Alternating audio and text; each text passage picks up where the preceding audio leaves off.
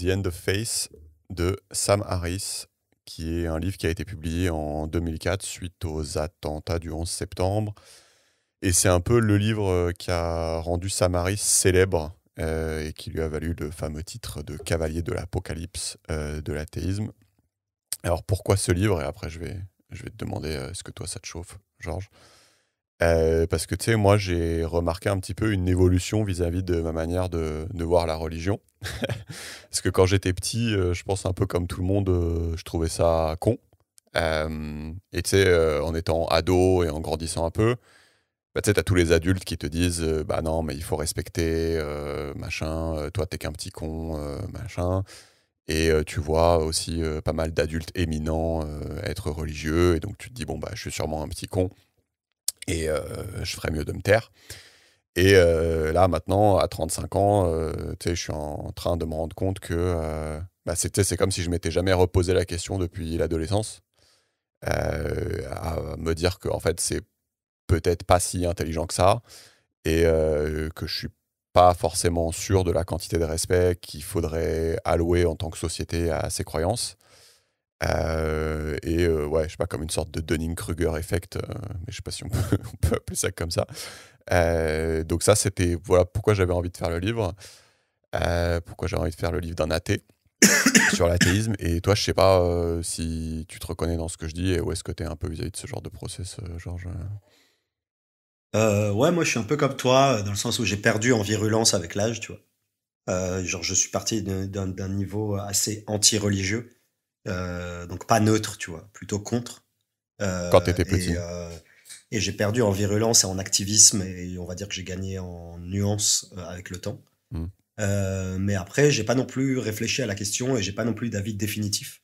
hmm, Et mon opinion, enfin, je continue quand même à croire que c'est quand même pas que la religion, euh, étant non évolutive ou peu évolutive et étant sacrée, a tendance à être néfaste. ouais.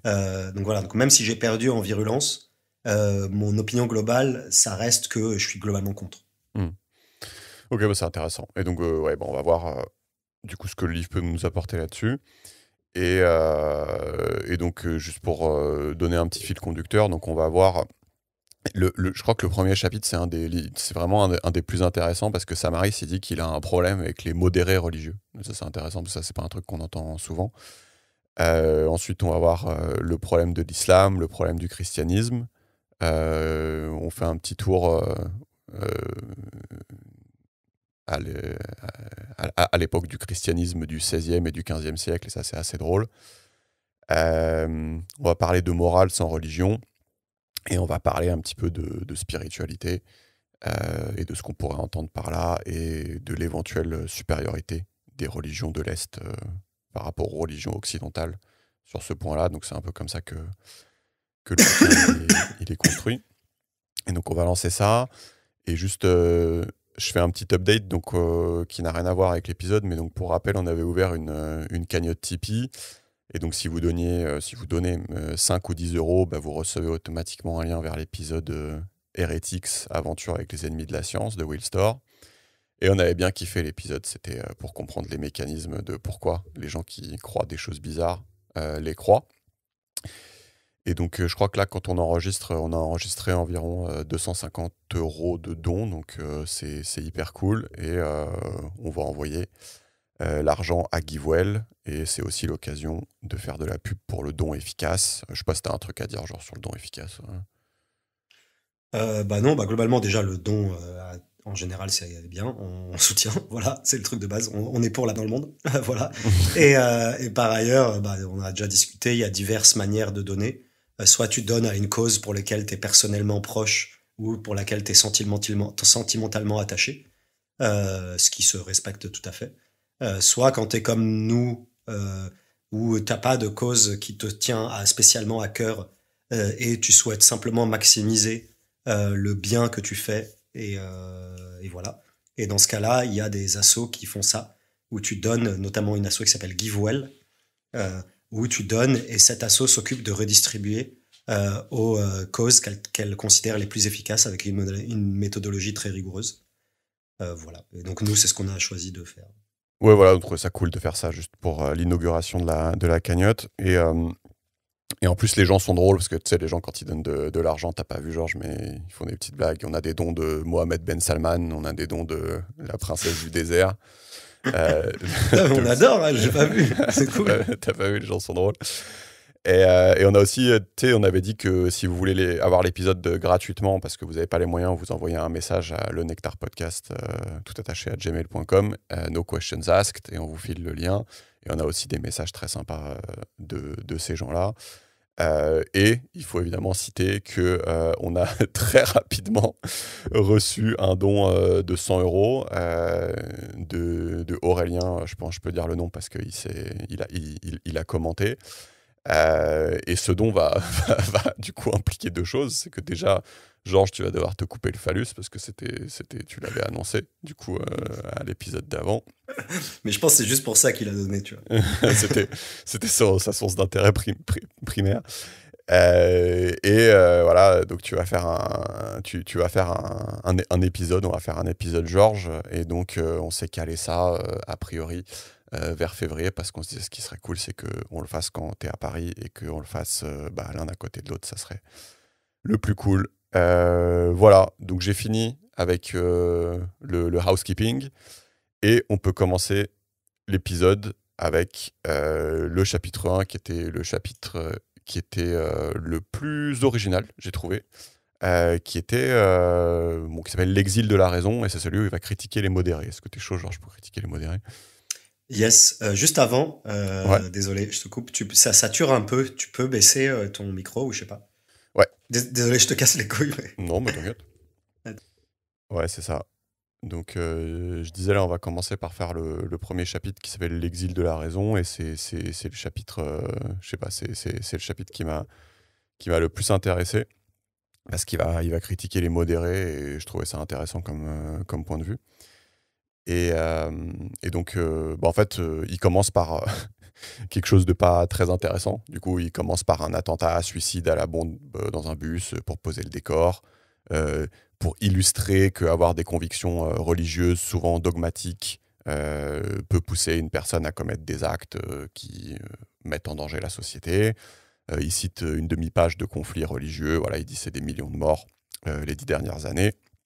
Donc, ça, c'est la partie pas très intéressante parce que tout le monde est d'accord.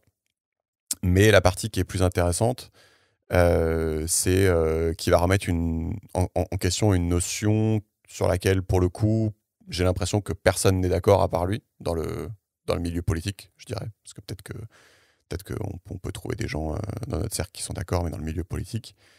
Il dit que la foi, la religion, n'est pas une question de croyance privée bénigne, comme on le dit souvent, mais qui va avoir des implications sociales et politiques. Est-ce que là, déjà, toi, tu penses à des choses, Georges, quand on dit ça? Ah bah oui, bien sûr. Bah, le truc, c'est que déjà, il y a plein de religions qui ont un impact sur le quotidien des gens. Enfin, typiquement, les musulmans où la meuf doit mettre un voile. Mais est-ce que tu es d'accord Pardon. qu'on entend souvent que c'est une question de croyance privée, tu vois, avant de passer à la deuxième Oui, partie de la phrase? oui, bah, je suis d'accord enfin, ça dépend, mais en tout cas, dans les pays où il y a une séparation soit forte, soit faible de l'Église et de l'État, Ouais. bah, il est établi qu'il y a une forme de liberté de religion, mais tant que ça relève de la sphère privée, on va dire. Hmm. Euh, Après, il y a un traitement différencié en fonction des pays, tu vois. Mais en tout cas, en France, c'est comme ça. Ouais, et donc tu allais dire qu'en effet, on a beau Moi, dire que... j'allais dire, il y a des implications politiques et des implications sociales. Ouais, Euh, les implications politiques, par exemple. Après, le truc, c'est que je vais affirmer des choses et j'ai pas une connaissance assez pointue des religions. Donc peut-être que je vais dire des conneries.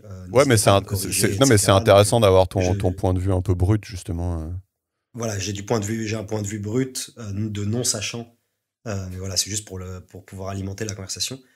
Par exemple, l'islam, il me semble que c'est une religion beaucoup plus politique que le christianisme, par exemple, Ouais. où il y a une vocation pour une branche de l'islam, ou en tout cas une part non négligeable, de régir le monde, d'avoir un système politique régie par des lois religieuses, donc la charia et autres. Et il y a également une notion on va dire, prosélytisme. Nous avons la vraie religion et les autres, c'est des hérétiques, tu vois. Et je pense que dans la religion juive, c'est similaire. Donc en gros, voilà. Donc il y a des religions qui ont des projets politiques, soit parce que qui ont des projets politiques qui sont plus ou moins explicités dans leurs textes sacrés. Il y a des religions qui n'ont pas de projet politique, ou en tout cas, c'est séparé, tu vois. Et d'une part, donc ça c'est pour l'aspect politique. Et après, donc il y a des religions qui ont vocation, selon un certain nombre de leurs textes sacrés, à régir des nations et des pays. Donc ça c'est pour l'aspect politique. Et après, pour l'aspect social quotidien, il y a des religions beaucoup plus abstraites, beaucoup plus spirituelles, et il y a des religions qui ont des implications extrêmement concrètes. Tu vois. Tu dois pas manger de porc, tu dois mettre un voile, tu dois te circoncire, tu dois machin. Ça c'est pas de l'abstrait, tu vois. Et du coup ça a des conséquences très concrètes. Voilà. Ouais, et en fait, le premier truc qui est intéressant pour moi, c'est que tu as une espèce de coexistence de ces deux petites phrases dans la tête de tout le monde, qui est que d'une part, ça c'est de la sphère privée, mais en fait que d'autre part, comme tu dis, ça va avoir des conséquences sociales et politiques. Tu disais, il y a les musulmans avec les habits, mais tu as aussi les chrétiens et l'avortement, par exemple, mais on va en voir plein des exemples. Et bon, déjà, c'est intéressant. Et en soi, même il rajoute, ça serait pas grave que ça ait des implications sociales et politiques, parce qu'en fait, les gens, ils pensent des trucs, et ça a des implications sociales et politiques, et c'est tout à fait normal. Là, ce qui est grave, c'est que tu vas avoir un côté complètement infondé. C'est-à-dire que, si tu veux, ça sort de nulle part, ça ne peut pas être remis en question. Et en plus, aujourd'hui, ça a tendance à être vachement respecté par tout le monde. Je sais pas si tu te retrouves dans ce qui... Oui, ça je me retrouve à fond, et c'est mon principal grief à l'égard des religions. Ce que je veux dire, c'est que qu'il y ait un édifice théorique qui influe sur tes opinions et tes décisions, ça c'est ce que tu as dit, c'est normal. On a tous des édifices théoriques, des expériences qui influent sur notre manière de penser et de décider. Mais le problème, c'est quand cet édifice théorique ne peut être remis en question, quand cet édifice théorique sort de nulle part. Après, quoique eux, ils te diront que c'est pas de nulle part, mais moi, je pense que c'est de nulle part.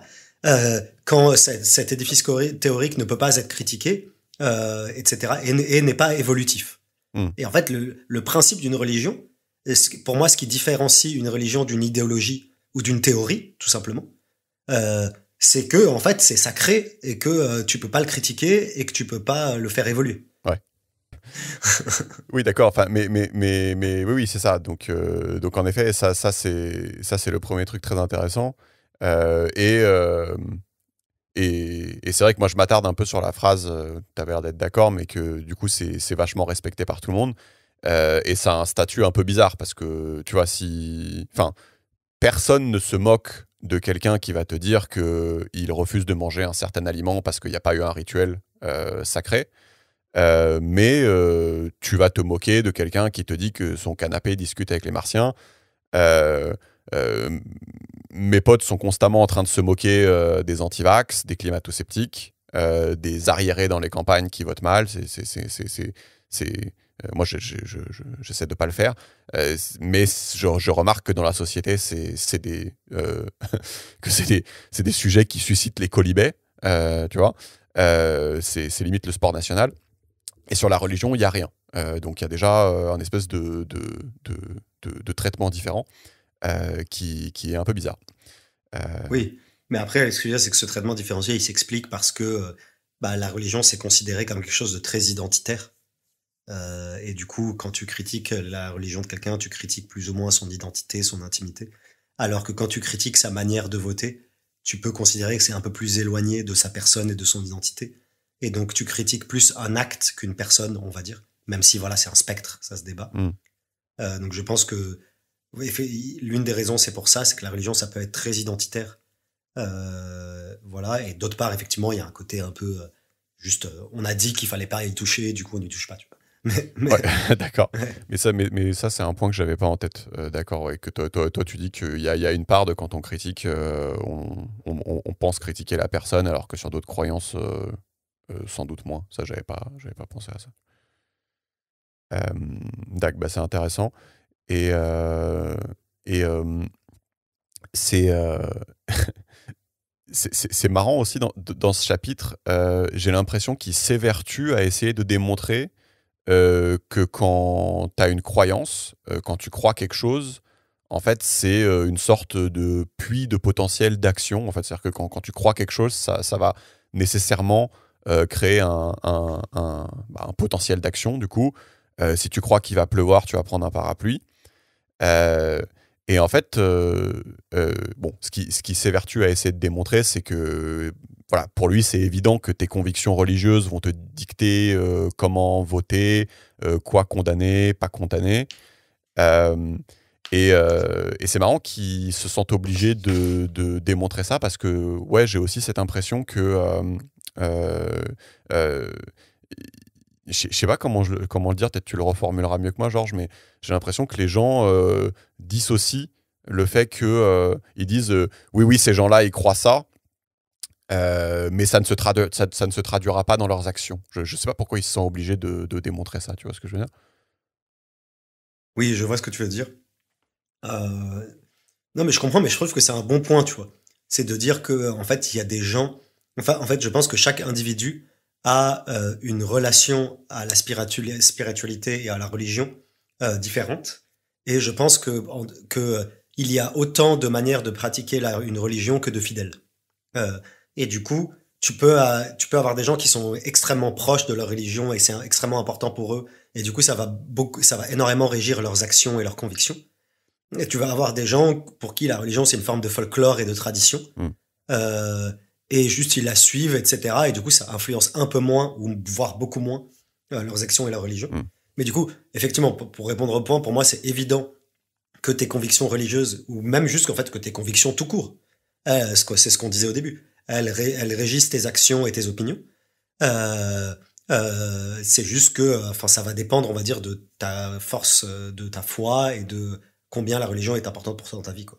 Ouais, et du coup, il donne quelques exemples. Il y a, celui-là, il m'avait fait rire. Il y a un truc qui s'appelle les Snake Dancing Pentecostals aux États-Unis. Et du coup, pour rejouer l'épisode de la Bible où Marc dit vous allez ramasser des serpents et boire du poison et ça ne vous fera rien. Enfin, je paraphrase, hein. Bah, du coup, ils ramassent des serpents et ils boivent du poison. Et évidemment, il y a des morts. Et d'ailleurs, le fondateur est mort d'une morsure de serpent. Donc, c'est pour illustrer que quand tu crois quelque chose, eh bien, tu fais des choses. Et il donne l'exemple aussi que, voilà, pour un nombre important de musulmans, ils pensent que Dieu s'intéresse à comment les femmes s'habillent.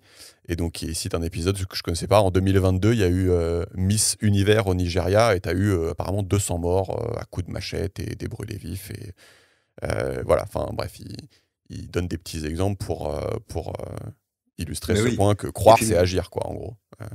oui, oui, et puis c'est évident. Enfin, ce que je veux dire, c'est qu'on enfonce des portes ouvertes, mais en gros, sur tout, genre sur l'homosexualité, sur l'avortement, Oui, oui, exactement. Ouais, ouais. sur le mariage interreligieux, sur la place de la femme dans la société, enfin, tu vois, il est évident que la religion, dans une grande partie du monde, influence ou tout simplement régit les convictions de plein de gens, tu vois. Ouais. Donc voilà, juste, enfin, Oui, oui, pour le faire. je trouve à la fois c'est bizarre de devoir le redémontrer, mais à la fois je vois pourquoi il ressent le besoin de le faire. Mais ok. Ouais. Mais après, tu vois, à partir du moment où tu considères que la religion, c'est juste une théorie, enfin, une théorie ou genre un canevas idéologique, Mm, ou genre un système de valeurs, mm, c'est, en gros, pour moi, la religion, c'est une théorie ou un canevas idéologique ou un système de valeurs qui est sacré et qui bouge pas, en ouais. gros. Mais du coup, si tu enlèves la partie sacrée et tu bouges pas, et ça bouge pas, c'est juste une idéologie, un système de valeurs, un canevas théorique, et du coup, par essence, ça va influencer tes choix, tu vois. Enfin, c'est fait pour ça, en fait, une Non, mais idéologie, tu oui, vois. Tu oui, vois ce que... complètement. Ouais. Complètement. Et il y a un autre point qui était intéressant dans ce chapitre, c'est que bah, du coup, voilà, euh, pas critiquer la religion en tant que telle, en tant que système de croyance infondée, c'est une question qui, d'après Samaris, fait consensus sur tout le spectre politique, et ça peut être assez rare pour être souligné. C'est-à-dire que à gauche, tu t'interdis de critiquer la religion parce que la problématique, c'est que tu vas... le but, c'est de ne pas critiquer l'islam. C'est ce que les détraqueurs appelleront l'islamo-gauchisme. Et à droite, tu t'interdis de critiquer la religion afin de ne pas critiquer le christianisme. Moi, je me dis, les détraqueurs pourraient appeler ça du christiano-racisme. J'ai cherché sur Internet, ça n'existe pas, donc copyright. Et donc, du coup, c'est marrant parce qu'à droite comme à gauche, en fait, dans les débats, tu t'interdis de dire non, mais moi, je trouve que les croyances infondées, ça n'a pas de place dans une société moderne et contemporaine. Parce que c'est un sujet qui fait consensus, en fait. C'est assez rigolo, quoi. Oui, c'est vrai. Non, c'est vrai que c'est intéressant, apolitique. j'avais jamais pensé à ça. Le fait que, genre, c'est vrai que c'est une forme de tabou, en fait, la critique frontale, on va dire, la critique, genre, non déguisée d'une religion, de dire, je considère que cette religion, bah, c'est pas ouf. Sans être insultant, tu vois, juste en expliquant pourquoi tu considères que c'est pas ouf, tu vois. C'est vrai que c'est assez tabou. Et tu vois, moi, ma première réaction, ça aurait été de dire, bah, c'est tabou parce qu'en fait, ça concerne beaucoup de gens. Et en tant qu'homme politique, tu vas pas t'aliéner énormément de gens et du coup, tu vas pas faire ça. Ah bah oui. Donc, je pense que c'est un des arguments. Mais n'empêche qu'il y a plein d'hommes politiques qui ont des convictions qui concernent beaucoup de gens et qui ont des opinions sur des choses qui concernent beaucoup de gens et ils sont pas empêchés de les dire, tu vois. Typiquement, le mariage gay, tu vois. Ouais. Genre, je sais pas, il y a beaucoup de gays, tu vois. Je sais pas c'est quoi la proportion, 10-20%. Ils ont pas hésité à dire on leur chidos, tu vois. Bon bref, je pense que si on cherche des contre-exemples, il y a des exemples où les hommes politiques ont eu le courage de se positionner, ou je sais pas, la peine de mort à l'époque, contre le consensus global et sur des choses qui concernaient beaucoup de gens. Mais effectivement, la religion, c'est un de ces exemples. Ouais. Mais c'est assez drôle. Et même, enfin, je regardais l'autre jour. Tu vois, par exemple, même la retraite, tu vois. La retraite, ça concerne énormément de gens. En particulier, ça concerne énormément de gens qui votent, parce que la place des vieux dans les votants, elle est supérieure à, etc., à celle machin. Et c'était super impopulaire, et ils n'ont pas hésité à le faire, parce que ça a été il le démontrait par un raisonnement économique, etc., qui est discutable. Mais tu vois, genre l'argument selon lequel ça concerne beaucoup de gens, sachant que la retraite, ça va tous nous concerner, et c'est potentiellement, ça va potentiellement susciter une levée de bouclier. Il fonctionne, mais pas tout le temps, quoi. Mais par contre, sur la religion, aucun homme politique n'a jamais. Et donc le point d'après, c'est que là, il va carrément critiquer les religieux modérés en argumentant en fait qu'ils sont une sorte de, alors je sais pas si c'est le bon mot, de support ou de bouclier pour ceux qui auraient des visions plus extrêmes, voire plus dangereuses de la religion. C'est-à-dire qu'aujourd'hui, on est obligé de respecter la religion des modérés, alors que Sam Harris, il dit on devrait plutôt se moquer, puisque c'est des gens qui croient sans raison. C'est une sorte de tolérance de l'irrationnel. Donc on est obligé de respecter. Quelque part, ça protège aussi, dans une certaine mesure, les vues les plus extrêmes. Enfin, ça complexifie les débats. Chaque camp politique se renvoie la balle. Et même, il termine avec un dernier point que dans une démocratie, ça pourrait être considéré juste comme une nuisance d'avoir des gens qui croient des choses de façon dogmatique, en général. Tu vois. Et ça, je trouvais ça intéressant, tu vois, sa critique des modérés. Je vois ce qu'il veut dire, que quand tu essaies de préserver les modérés tout en critiquant les extrémistes, en fait, tu traînes quand même une sorte de boulet au pied, quoi. Je suis partiellement d'accord. Déjà parce que j'aime bien casser les couilles. Non, mais en gros parce que en fait, je trouve ça un peu dangereux comme raisonnement, le truc de les modérés, ils banalisent et ils favorisent l'existence des extrémistes. Ouais. Parce que en fait, tu peux, si tu généralises cette idée à l'ensemble des théories, et tu sors simplement du fait religieux, c'est extrêmement dangereux, tu vois. Parce que tu prends n'importe quelle théorie, quand elle est poussée à l'extrême, souvent elle est pourrie, tu vois. Le capitalisme débridé, c'est de la merde. Je sais pas, qu'est-ce qu'on a d'autre comme idéologie, tu vois.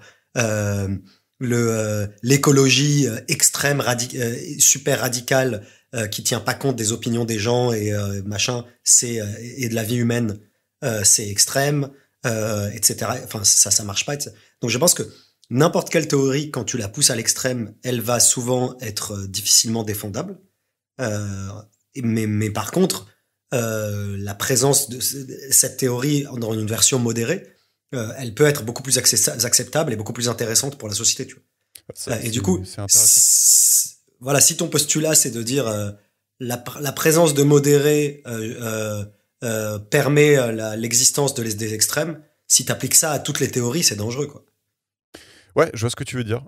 C'est intéressant. Je peux lire la suite qui peut-être apporte un éclairage. Il dit que c'est même carrément bizarre de dire que les extrémistes sont fous ou sont dans l'erreur, dans le sens où ils exercent leur droit de croire, d'une part. Et lui, il va argumenter que c'est une aura que leur donnent les modérés. Et même en termes religieux, tu sais, souvent, ils sont plutôt plus proches de la vérité que les modérés. Ils appliquent plutôt plus ce qui est marqué dans le livre et ils connaissent souvent bien mieux les Écritures que les modérés. Et tu vois, il dit un truc un peu provoque, il dit la modération en religion, c'est souvent lié au fait que les gens prennent pas le temps de lire leurs bouquins sacrés.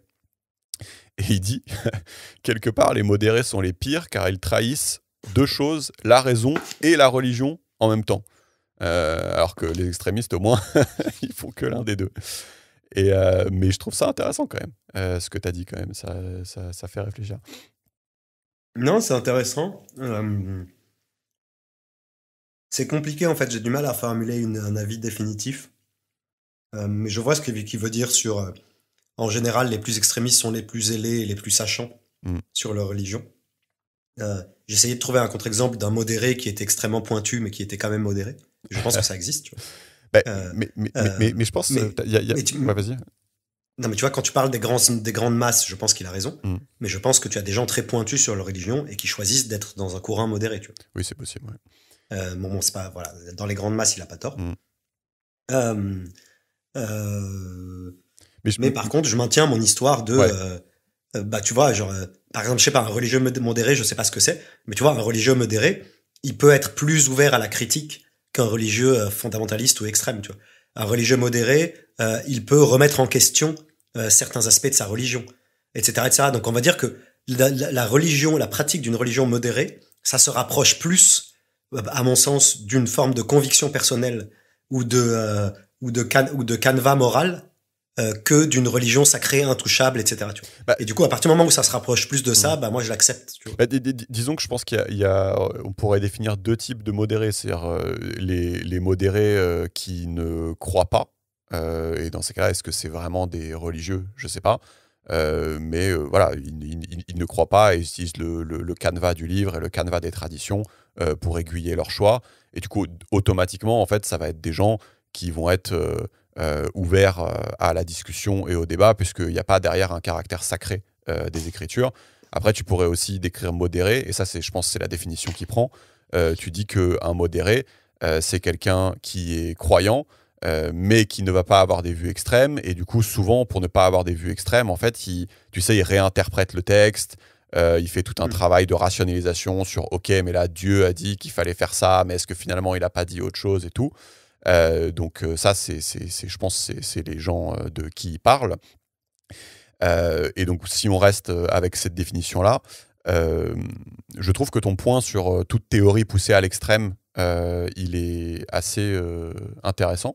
C'est juste que ici, je ne sais pas trop si on peut appliquer ça si on revient à la base de la base, qui est que ça reste des croyances qui sont infondées et qui n'appellent pas de preuves ou de démonstrations ou de discussions. Et je ne sais pas si, tu vois, il n'y a pas un verre dans la pomme à ce niveau-là. Tu vois.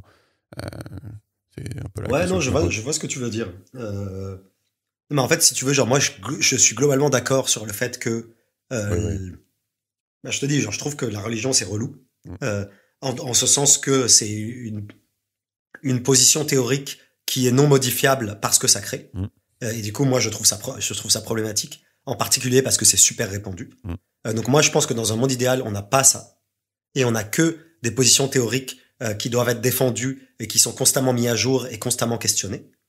Euh, donc voilà, avec plus ou moins d'ardeur, tu vois, genre on a tous des positions théoriques où il y a certaines positions sur lesquelles je suis beaucoup plus rigide et il faut les attaquer, il faut me les attaquer de manière beaucoup plus robuste pour que je puisse changer. Et il y a des opinions sur lesquelles je suis beaucoup plus laxiste, tu vois.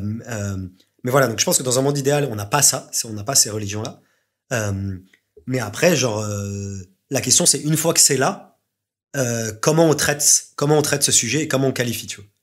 Et Ouais. moi, j'ai du mal sachant que c'est là, j'ai du mal à considérer qu'un modéré, je vais lui dire, grâce à toi, l'extrémiste existe. Tu vois ce que je veux dire? Ouais. Genre, c'est une position que j'aurais du mal à tenir aujourd'hui.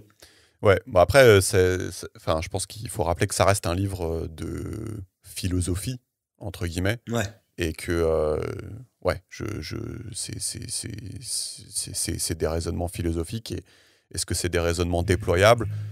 Je sais pas, mais tu vois, lui, typiquement, si on rentre dans le déployable, il serait pour infliger un coup social aux gens qui croiraient sans raison. C'est-à-dire, il est déraisonnable de croire sans raison. Euh, et le coût social serait, si je comprends bien ce qu'il dit, similaire à quelqu'un qui te dirait n'importe quelle autre proposition qu'il croit sans raison. Donc je pense oui. que dans les actions, c'est ça qu'il envisagerait. Et, Oui, moi, je suis d'accord voilà. avec ça. Et je rajouterais que c'est marrant cette notion de croire sans preuve. Alors, on le comprend tous, mais c'est rigolo quand tu le dis. C'est que, tu vois, il dit, si tu dis à un chrétien que sa femme le trompe ou que le frozen yogurt va le rendre invisible, il va demander des preuves, alors qu'il est chrétien. Donc, c'est pas des gens qui sont immunisés aux preuves.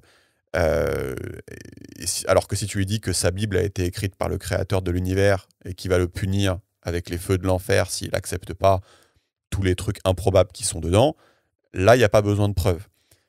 Et même d'un autre côté, il fait remarquer que souvent, il y a des miracles. Donc, tu sais, la Vierge Marie qui pleure ou des choses comme ça. Et tout le monde va sauter et dire ah, c'est la preuve du christianisme. Euh, mais c'est assez rigolo de voir cette cohabitation entre le.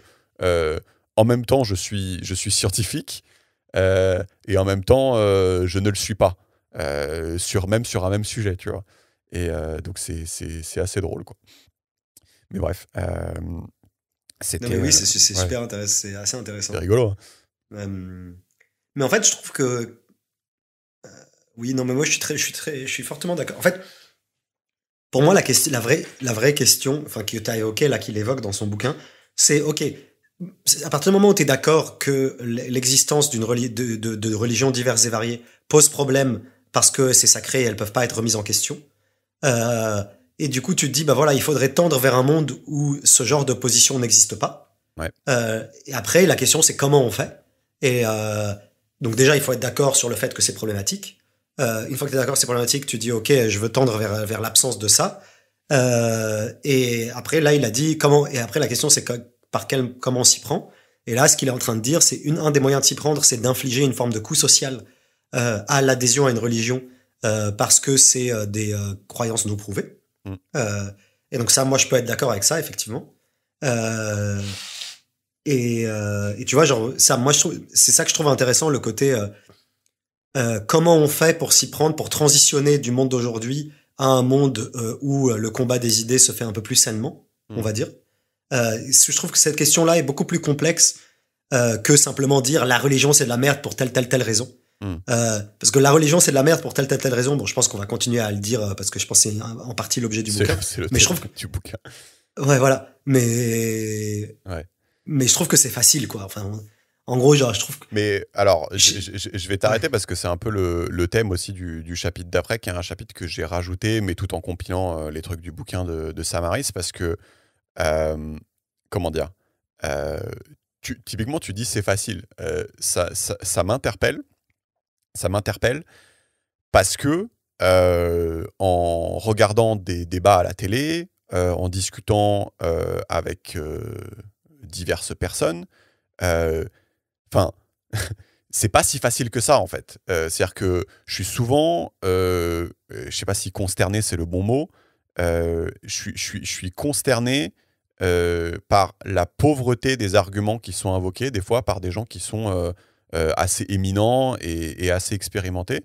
Et j'en ai fait un peu une compilation, tu vois, tu peux me dire un peu ce que t'en penses, mais même, tu vois, quand tu vas avoir un pote et que tu lui fais part de cette thèse, qu'en gros, il faudrait être quand même infliger un certain coup social quand quelqu'un te dit quelque chose et que c'est totalement infondé, c'est vrai qu'il y a une levée de bouclier, tu vois, souvent. Ah non, il dérange personne ou machin. Et, et du coup, c'est vrai que j'ai compilé là, tu vois, des arguments. Typiquement, il y en avait un premier, c'était Dawkins qui faisait un débat avec Piers Morgan. Je sais pas si tu vois qui c'est Piers Morgan, mais c'est un espèce d'intervieweur anglais. Ok. Et il lui disait, Piers Morgan, il lui disait, bah moi je suis religieux, je suis chrétien, et mon argument c'est que la science ne peut pas expliquer ce qu'il y avait avant le Big Bang. Donc on peut pas appréhender ce qu'il y avait avant, on peut pas appréhender le rien. Donc je suis chrétien.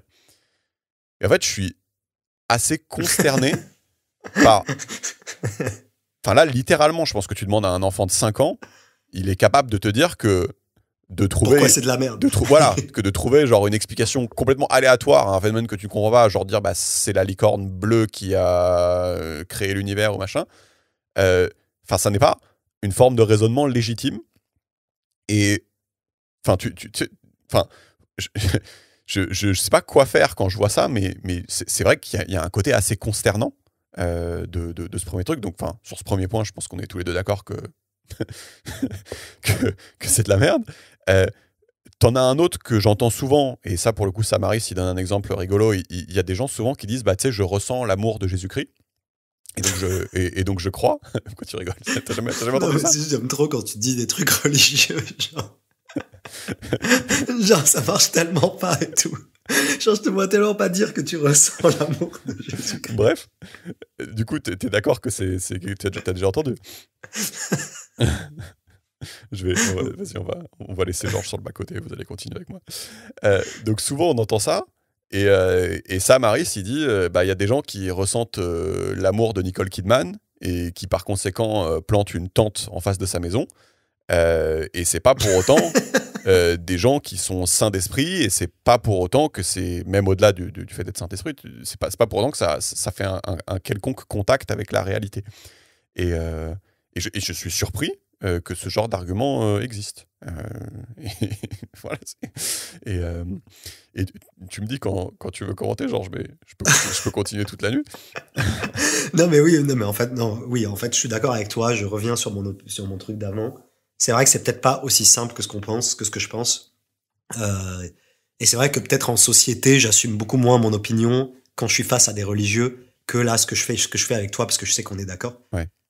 Et donc effectivement, peut-être que déjà simplement dire que c'est pas souhaitable que une proportion pas négligeable de la population ait des convictions qui sont non critiquables et qui émanent d'une forme de mystique, donc en gros non rationnel, quoi. Effectivement, peut-être que c'est pas si simple de le dire. Donc je reviens un peu sur ma position, et c'est vrai que quand tu énonces les exemples, si ça me vient en tête plein de moments où juste il y a des gens qui disent de la merde par conviction religieuse, et t'as pas du tout les couilles de lui dire que c'est de la merde, alors que à côté quelqu'un t'a dit qui croit en l'astrologie ou qui croit dans les là tu lui chies dessus direct. Ouais. Et là tu lui chies dessus direct, tu vois. Ouais. Donc effectivement. Donc non, c'est pas simple. C'est peut-être pas si simple que ça. Et c'est marrant parce que ça rejoint notre discussion de la dernière fois sur la démarche scientifique, etc. C'est quoi un raisonnement intellectuellement honnête, blablabla. Ouais. Et justement, parce que j'en avais noté un qui était vachement intéressant. C'était un débat sur l'islam avec des jeunes. Et la stratégie du gars, du coup du musulman, c'était d'argumenter sa religion en invoquant la science. Et ça, c'était hyper intéressant, même si c'est quand même évident pourquoi c'est pas ouf comme argument. C'était quand même intéressant parce que typiquement, tu sais, ce qu'il disait, c'est que il disait la science a démontré que les hommes et les femmes sont différents. Donc que les hommes et les femmes ne sont pas attirés par les mêmes caractéristiques sexuelles chez l'un ou chez l'autre. Donc, burqa, tu vois, parce qu'on n'a pas envie que les hommes soient, je sais pas c'est quoi la justification, soient excités par l'image de la femme. Et donc ça, c'est son... tu sais, il dit, scientifiquement, en gros, il t'explique que pour construire la meilleure société possible, où tout le monde est épanoui et où toutes les créatures conscientes ont atteint un pic de satisfaction, en gros, il te dit, mais c'est juste, c'est un hasard total que mes écrits religieux coïncident avec ceux des raisonnements scientifiques que je viens de te faire. Et j'ai trouvé l'argument que c'était un argument ballsy, tu vois. Et moi, j'ai envie de lui dire, ok, si tu veux, peut-être que dans 100 ans, scientifiquement, on constatera que le fait d'habiller toutes les femmes en burqa, ça mène à une société où le bonheur de tout le monde est maximisé. Mais ça n'a aucun rapport avec le fait que le bouquin a été créé par le dieu de l'univers, enfin par le créateur de l'univers, tu vois ce que je veux dire? Et personne personne autour de la table n'arrivait à lui répondre ça, quoi. Tout le monde était en train de se frotter la barbe en faisant ah oui, c'est pas mal comme argument. Et j'étais les gens étaient là, clever muslim. Ouais, c'était genre clever move et tout, genre d'accord, bon bah voilà. Et donc voilà, c'est le gars t'explique que en toute objectivité, il a bien réfléchi à la burqa et que vraiment objectivement, ça n'a aucun rapport avec le Coran, objectivement que c'est comme ça qu'on construit une société florissante. Et voilà, coup de bol, il se trouve que c'est ce que préconise son interprétation de son livre religieux. Mais il a fait une analyse objective de la situation. Voilà, il était religieux, Georges. Il a mis ça de côté. Et il a conclu, objectivement, que c'était ça qu'il fallait faire. Voilà. Et donc, je l'ai mis là parce que je trouvais ça drôle comme argument. Non, mais c'est vrai que pour le coup... Mais celui-là, on l'entend souvent. On l'entend souvent, celui-là. Pardon ? Celui-là, on l'entend souvent. Ouais, c'est ça. Une forme de souvent, et pour le coup, genre, je pense que c'est important de dire que tout ce qui est... tous les préceptes religieux ne sont pas tous idiots. Et d'ailleurs, souvent, ils sont plutôt intelligents parce qu'ils correspondaient à des besoins réels et ils étaient utiles à l'époque où ils ont été créés. Ouais. Typiquement, genre, ne mange pas le porc. Apparemment, c'est parce qu'à l'époque, ça véhiculait beaucoup de maladies. Je sais pas si c'est vrai ou pas, tu vois. Mais genre, je pense qu'on a plein d'exemples où on peut trouver une justification rationnelle à un précepte religieux. Ah, mais c'est sûr. Pardon. Ah oui, non, mais c'est ça, voilà. Ça c'est sûr. Donc, oui, donc déjà, je peux souligner ça, et dans un deuxième temps, effectivement, on va souligner aussi que tout ce que dit la religion n'est pas nécessairement faux, tu vois. C'est juste que ce qui nous pose problème, c'est que c'est non critiquable. Ouais, c'est ça. Mais sinon, aime ton prochain, on est tous d'accord. Enfin, tu vois, genre, ouais. Les valeurs morales véhiculées par la religion chrétienne, parce que j'en connais pas beaucoup d'autres, je trouve qu'elles sont... Il y a une grande partie qui sont belles, tu vois. Oui, et ce que Samaris dit, c'est que tout par contre, tue ton fils pour prouver que tu m'aimes, ça, je trouve ça moins stylé, tu vois. Mais c'est dans laquelle, celle-là, je suis pas un pro de... Bah, tu sais, c'est Abraham qui tue son fils et il y a Dieu qui apparaît pour lui dire « Arrête, c'est bon !» Bref, peut-être j'ai pas compris la fable, tu vois. Ouais, je te raconterai la belle métaphore qu'il y a derrière ça. Et donc, non, mais effectivement, Samaris, il dit que toute société humaine, en fait, a besoin d'un certain niveau de cohésion, a besoin d'un certain niveau de règles, a besoin d'un certain niveau d'éthique pour fonctionner, en fait. Et donc, c'est pas tout à fait un hasard si finalement tu retrouves des trucs utiles ou pas totalement cons dans les religions. Oui, exactement. Et c'est juste que ce qu'on peut dire, c'est que aujourd'hui, on aspire à mieux, étant donné notre niveau de confort, notre niveau de disponibilité et notre niveau de savoir. On souhaite aspirer à mieux et que nos préceptes et que notre cohésion plutôt que notre cohésion sociale soit générée par des préceptes que l'on a collectivement choisis et pas des trucs arbitraires parce qu'on a peur de la vie après la mort, tu vois. Ouais, et tu vois, c'est quand même plus intéressant comme démarche que de se dire y a le berger analphabète qui a pondu sa connerie et je suis chaud, tu vois. Mais justement, ça c'est un argument aussi qui est souvent utilisé, c'est que tu dis que ça apporte des bonnes choses donc que c'est utile en fait de laisser les gens croire. Et même si c'était vrai, quoi, enfin, je trouve qu'il y a beaucoup de non-respect en fait des gens dans cette phrase. C'est quelque part, tu dis je considère. Ils sont teubés, quoi. Ouais, je considère que tu es débile, donc je préfère que tu crois au Père Noël, parce que si tu crois pas au Père Noël, tu vas faire des choses, tu vas faire des bêtises. Donc cette phrase qui se veut bienveillante, en fait, elle met mal à l'aise. Ouais, je suis d'accord, genre c'est extrêmement infantilisant. Ouais.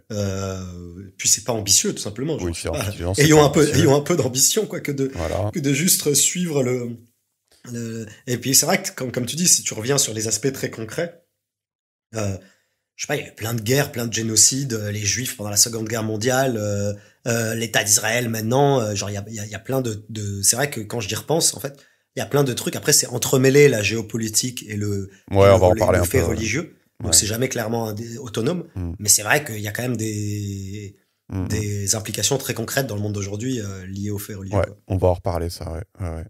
Et le dernier des trucs que j'avais noté, c'est les gens qui me disent non, mais en fait, ils y croient pas vraiment. Et ça, c'est mon préféré. Donc celui-là, il va se passer de commentaires. Donc ça, c'était vraiment un chapitre qui fait beaucoup de travail. Donc on a passé un peu de temps dessus, mais j'ai trouvé ça cool. Ça fait plein de connexions un peu dans mon cerveau, ça donne des idées nouvelles. Ça fait réfléchir. Je sais pas si avec le recul je vais être complètement d'accord avec tout, mais en tout cas ça fait réfléchir. Et là on a un chapitre un petit peu cours de récré qui est dédié uniquement à se taper des barres, donc je vais en faire un petit peu, puisqu'on va s'intéresser aux chrétiens il y a quelques siècles de cela. Donc ça va être un petit intermède de relaxation, donc tu peux te relaxer, Georges. Donc c'est l'histoire de William Montgomery en 1718. Donc c'est un charpentier qui n'aimait pas particulièrement les chats et qui ne comprenait pas pourquoi les chats du quartier avaient choisi son jardin pour effectuer leur truc de chat, quoi. Jusqu'au jour où William Montgomery y comprit que en fait c'était des sorcières qui s'étaient transformées en chats et qu'elles faisaient des rituels de sorcières dans sa cour.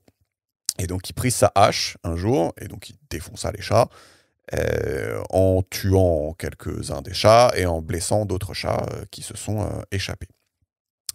La rumeur se propagea et les gens firent rapidement le rapprochement entre les chats morts et deux vieilles dames qui avaient été retrouvées mortes quelques jours après. Voilà, parce que les sorcières s'étaient transformées en chats, je ne sais pas si tu avais compris. Et les gens firent également le rapprochement entre le chat que William Montgomery avait blessé à la jambe avec sa hache et une vieille dame clouée au lit avec sa jambe blessée. Donc ils se sont dit, il y a un truc, tu vois. Et donc ils ont fait quoi ? Ils l'ont torturée jusqu'à ce qu'elle meure sous la torture.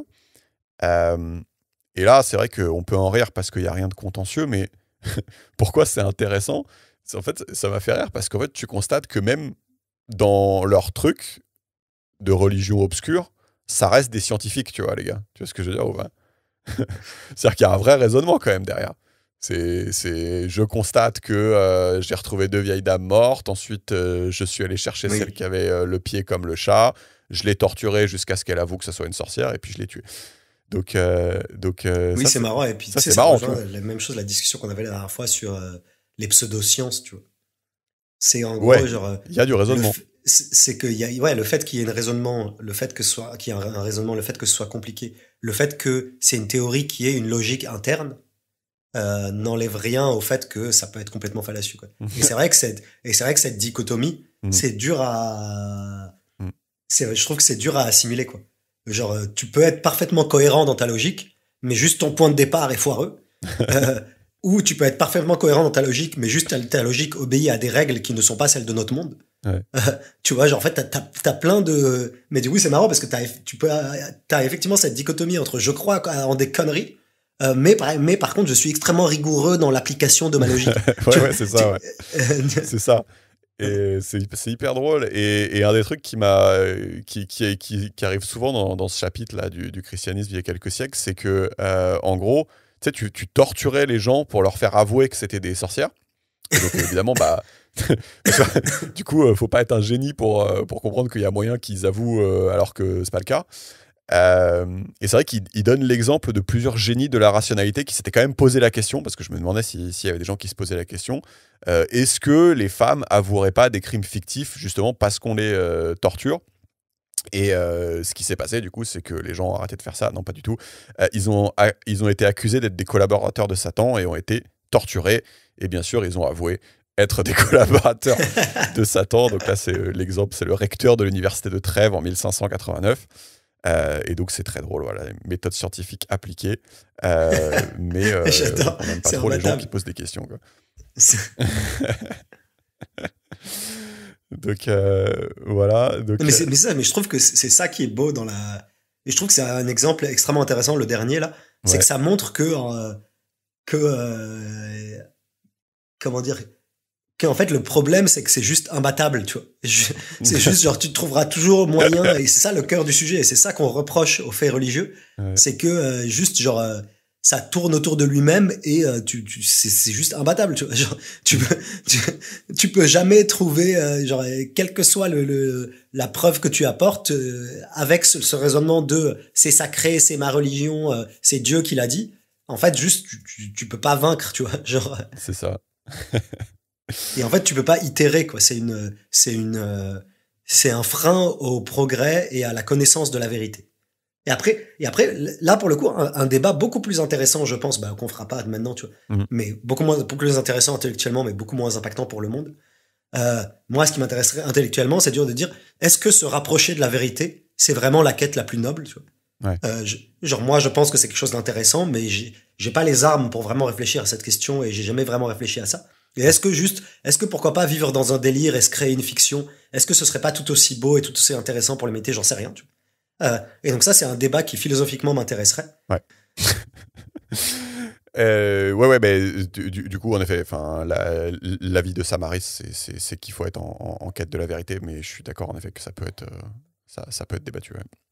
Et donc, du coup, là, on peut faire un chapitre sur le problème de l'islam, après, on peut faire un chapitre sur le problème du christianisme. Et donc, lui, il va argumenter que l'islam va poser certains challenges que les autres religions ne posent pas. Et là, ça va être des faits théologiques, si je comprends bien. Mais bon, comme tous les faits théologiques, j'imagine que ça peut être débattu. Mais bon, j'ai l'impression que ça a l'air assez mainstream. Donc, le premier fait théologique, c'est que le Coran, c'est la parole de Dieu et que c'est pas des humains qui ont été inspirés par Dieu qui l'ont écrit, contrairement aux autres religions. Donc, ça donne sans doute une stature un peu différente. Il y a un truc qui est assez embêtant, c'est que, tu sais, les vers les plus récents du Coran abrogent les vers les moins récents. Je sais pas, tu avais déjà entendu parler de ce truc-là? Ah non, je savais pas. Ouais, et donc, et malheureusement, du coup, les vers les plus récents n'ont pas tendance à être les plus pisses. Voilà, et ça, c'est la théorie de l'abrogation qui repose sur le fait que la vérité a été révélée progressivement à Mahomet. Donc, évidemment, c'est débattu, hein, comme tout. Voilà, Mahomet, c'était plutôt un guerrier, c'était pas vraiment une espèce de hippie comme l'était Jésus. Il y a, ça revient à ce que tu disais tout à l'heure. Du coup, c'est intéressant. Tu sais, dans le christianisme, tu as typiquement des choses comme rendre à César ce qui est à César. Tu sais, pour dire je sépare la religion et l'État. Ce qui permet facilement aux théologues de court-circuiter un peu ce mariage entre l'État et la religion. Apparemment, Samaris dit que l'équivalent n'existerait pas en islam. Et donc voilà, ça te fait une petite liste de points théologiques qui sont intéressants. Et là, pour le coup, c'est un argument qu'on peut appliquer au christianisme et à l'islam, mais tu sais, je sais pas pourquoi j'ai mis ça là, mais du coup, ça fait un argument en faveur du christianisme et de l'islam. Mais tu sais, souvent, les gens disent que les musulmans et les chrétiens ont fait des grandes contributions scientifiques à travers l'histoire. Je sais pas si tu as déjà entendu ça. Oui, enfin, Bah là, ce qu'il dit, c'est que son approche, c'est assez drôle, c'est qu'il dit, en fait, vu qu'avant tout le monde était religieux, bah exactement, genre, tout le monde était religieux, du coup. donc Bon, il y avait juste, c'est normal que les religieux aient inventé plein de trucs, et il dit, bah en fait, ça ne nous dit pas, peut-être que du coup, s'il ne l'avait pas été, peut-être qu'en l'an 1700, on aurait eu les voitures volantes, quoi. Mais enfin, voilà, je trouvais que je trouvais que c'était intéressant. Et en fait, le fer de lance de Samaris dans ce chapitre, et ça on en a déjà parlé, mais du coup c'est un autre bouquin de Samaris, qui était l'épisode 14, Et je pense que tu vas te souvenir, tu sais, c'est les sondages Pew Research Institute du monde musulman. Je sais pas si tu te souviens de ça dans le bouquin qu'on avait Non, fait. j'ai un peu oublié. En fait, ils sondent le Pew Research, en fait, ils sondent différents pays, ils sondent le monde musulman, et en fait, ils leur disent, c'est quoi votre avis sur telle ou telle pratique religieuse.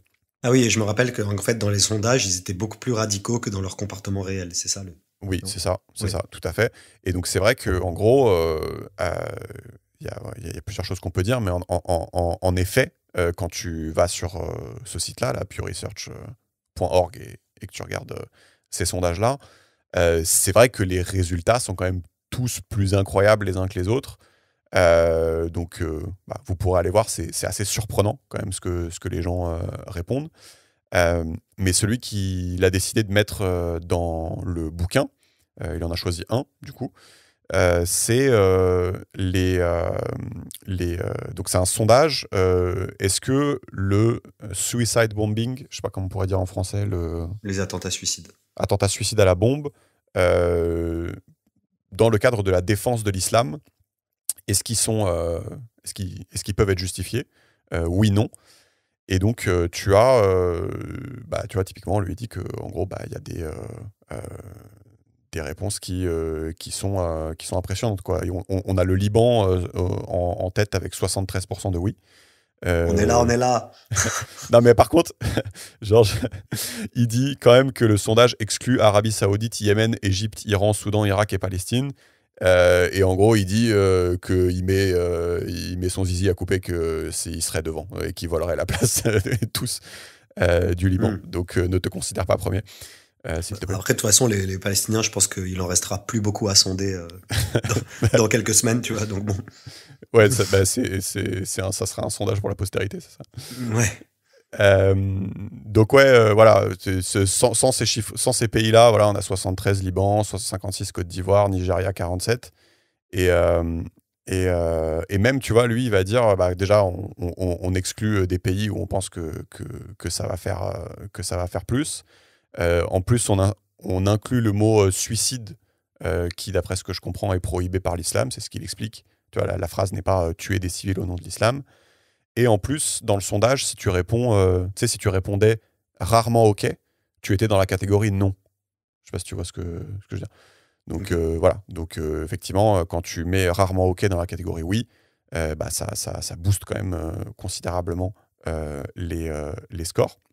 Et tu vois, il dit que même si on était avec le score de la Turquie, c'est-à-dire 20% qui disent oui, on aurait quand même un gros problème. Et donc ça, c'est un peu le fer de lance de Sam Harris sur le chapitre sur l'islam. Et je sais pas si tu as des commentaires déjà vis-à-vis de ça. En fait, j'aimerais bien qu'il explicite son message, tu vois. Parce que, ce que je veux dire, c'est en gros, si on me pose la question dans sa forme la plus pure, moi, la manière dont j'interprète ça, c'est: est-ce que tu es prêt à tuer pour tes convictions profondes? C'est là où je voulais en venir, mais vas-y. Ouais. Et tu vois, genre, le fait d'être prêt à tuer pour ses convictions profondes, c'est un débat philosophique sur lequel moi, j'ai pas nécessairement d'apport, mais ça ne me choque pas, tu vois.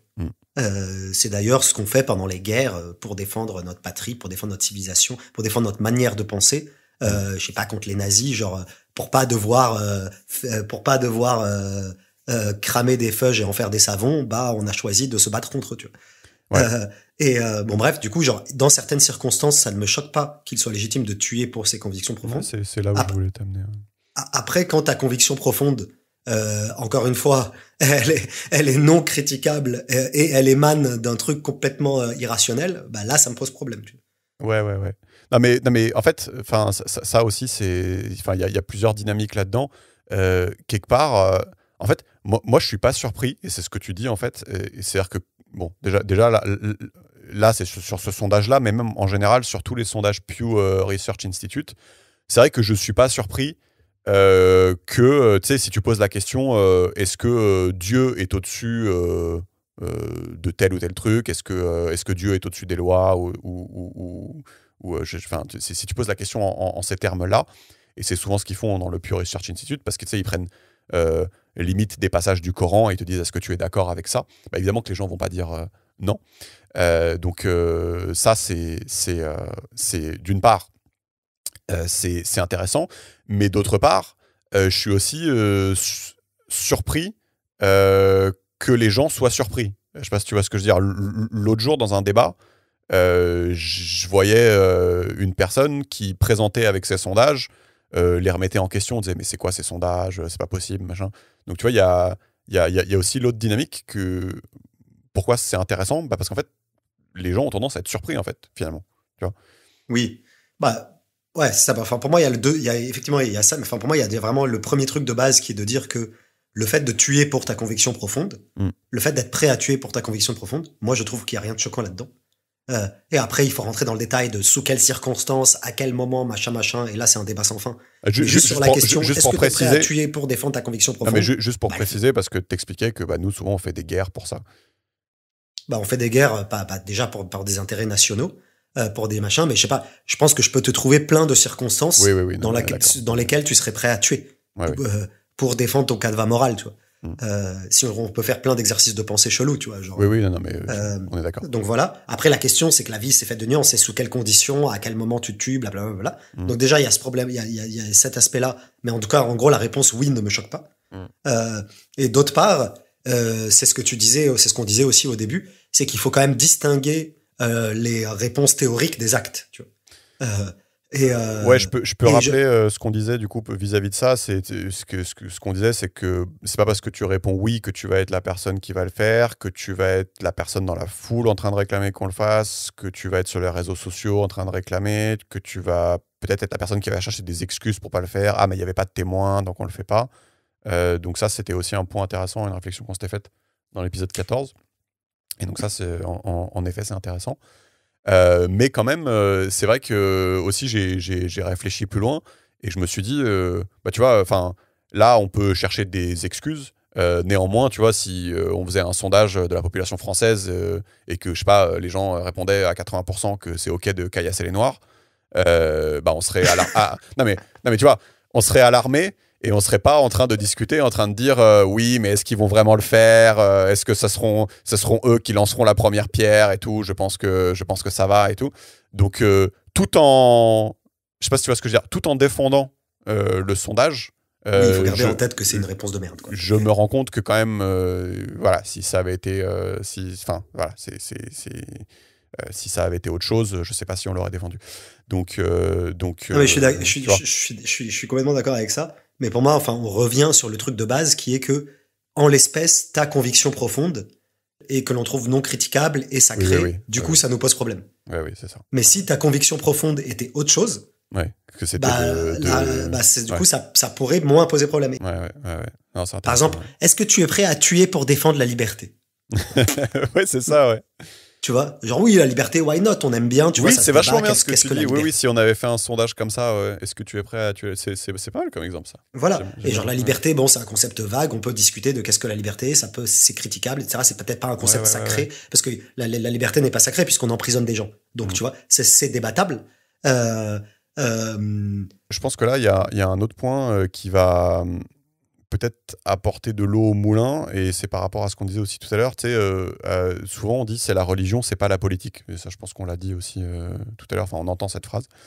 Et en fait, lui, ce qu'il dit, ça c'est intéressant. Il dit c'est sans doute le cas dans une certaine mesure, mais il dit un levier ne fonctionne que s'il est attaché à quelque chose. Et c'est intéressant parce que tu vois, si un leader politique invoque la religion pour justifier une cause ou pour faire quelque chose à sa population, quelque part, il n'aurait pas pu actionner ce levier si la population n'était pas religieuse. Et cela va sans dire que si tu te fais sauter ou si tu bois du poison et que tu ramasses des serpents, ça, tu le ferais jamais, même avec toutes les convictions politiques du monde. Donc ça, je trouve ça intéressant, cette phrase de un levier ne fonctionne que s'il est attaché à quelque chose. Du coup, ça répond un peu à certaines choses. Dont... Oui, non, ça, je suis d'accord avec ça.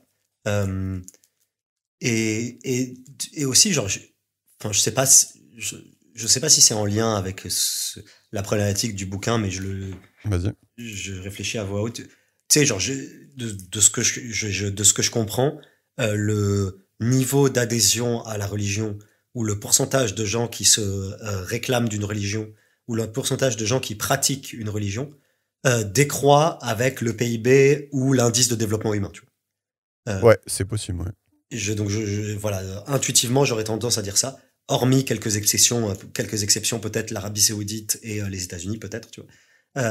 Mais j'ai l'impression que c'est quand même une tendance globale, comme par exemple pour le taux de natalité. Le taux de natalité se réduit avec le développement économique et le développement culturel, tu vois. Peut-être que je pense que l'adhésion à la religion se réduit aussi comme ça. Euh, et dans ce cas-là, tu vois, si c'est vrai, si ce postulat est vrai, on peut simplement dire que, en fait, l'adhésion aux faits religieux, c'est une forme d'échappatoire un peu simpliste qui disparaît une fois que tu as les ressources, le temps et le confort qui te permet d'être plus intellectuellement rigoureux, tu vois. Tu pourrais dire ça, tu pourrais aussi dire que ça te ralentit. Ah oui, je pourrais dire que ça te ralentit. Et donc là, on peut passer sur le chapitre sur le christianisme. Et c'est vrai que c'est c'est assez intéressant. Et c'est surtout intéressant aux États-Unis. J'imagine que tu te doutes de ce point-là. Et donc, typiquement, aux États-Unis, le sexe oral et anal entre deux adultes consentants est interdit dans 13 États. Donc, Texas, Kansas, Oklahoma, Missouri. Ah non, pardon. Non, excuse-moi. Dans 13 États. Et Texas, Kansas, Oklahoma et Missouri, c'est entre deux individus du même sexe que c'est interdit. Donc, finalement, c'est une interdiction d'homosexualité. Et donc, les 9 autres États soucieux d'équité, il nous dit, sont Alabama, Louisiane, Idaho, Floride, Mississippi, Caroline du Nord, Caroline du Sud, Utah et Virginie. J'ai quand même cherché, j'ai l'impression que c'est plus applicable depuis 2003, parce que ça me paraissait hardcore. Donc, c'est plus applicable depuis 2003, mais ça a l'air d'être quand même toujours dans la loi. Donc, ok, fun fact. Mais on constate quand même qu'on est dérangé par la religion, ou alors qu'on l'était quand même jusqu'à récemment. Et même il dit qu'on n'a pas besoin d'être un démographe professionnel pour constater que ce genre de loi corrèle fortement avec la foi religieuse dans la population et comment c'est réparti, quoi. Donc tu vois, ça c'est intéressant. Mais même, j'ai envie de dire, j'ai l'impression que la manif pour tous en France, c'était aussi fortement corrélé avec les pratiques religieuses. Tu vois, même si les personnes dans la manif te diront que ça n'a rien à voir, j'ai l'impression que c'est un peu évident que c'est corrélé, quoi. Ouais, bah oui, clairement. Bah sinon, t'es vraiment un teubé dans sa plus pure dans sa forme la plus pure, quoi. Genre si t'as pas, genre si tu casses les couilles si tu casses les couilles des gays, même pas par conviction religieuse, genre juste comme ça, tu vois, genre faut vraiment être une sorte de golemon suprême, tu vois, genre à la rigueur, si ton Dieu il te l'a dit, tu vois, tu dis ok, à la bien, bon t'es un peu homophobe mais c'est pas grave, tu vois. Mais genre là, c'est juste comme ça, tout seul, t'as réfléchi, tu te dis, genre faut pas leur donner les mêmes droits, genre, le puriste, tu sais, genre, moi donc je pense que oui, c'est très fortement corrélé, effectivement. Bref, et du coup, ouais, il y a un petit fun fact aussi là-dessus, c'est que, bon, du coup, ce qu'il dit, c'est que je sais pas si c'est vrai, mais c'est drôle, tu vois. Il dit que toute l'excitation un peu malsaine des chrétiens autour du sexe, en fait, finalement, elle peut se résumer à une erreur de traduction.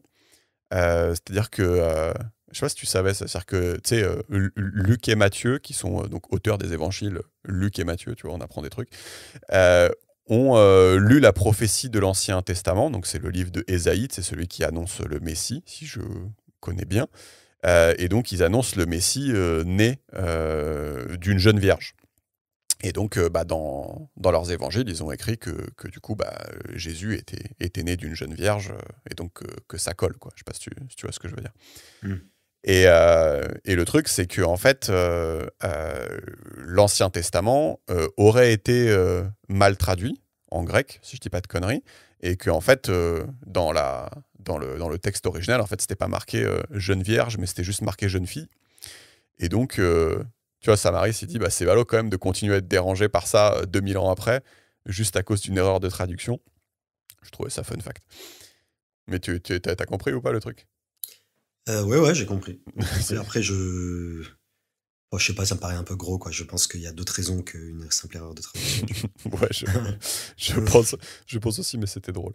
Ouais. Euh, et donc, bon, tu sais, du coup, il y a ce dérangement un petit peu sur le sexe. Tu as aussi, tu sais, on peut citer le dérangement sur les drogues. En fait, je m'étais jamais fait le rapprochement, mais en fait, il y a moyen que ça vienne aussi quelque part d'un dérangement religieux, parce que finalement, LSD, champignons, DMT, marijuana, tu sais, vu que ça te met dans un état, je sais pas si je peux appeler ça mystique, en gros, ça peut aussi venir d'un dérangement religieux, un peu même inconscient, le fait d'interdire ça. Et il dit évidemment les arguments sur la santé, c'est pas des arguments vu qu'on a l'alcool et la cigarette. Et je sais pas si tu t'es déjà fait cette réflexion, juste que ça pouvait venir d'un dérangement religieux.